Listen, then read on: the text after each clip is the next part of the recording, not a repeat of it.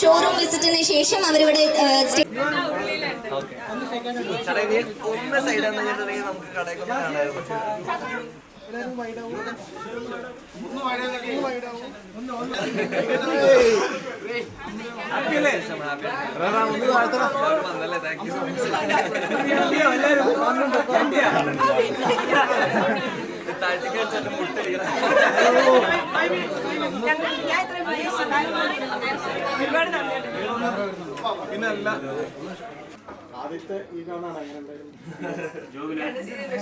ഞാൻ ഇന്നലെ നിങ്ങൾ ചോദിച്ചപ്പോ പറഞ്ഞല്ലേ എനിക്ക് നല്ല ടെൻഷൻ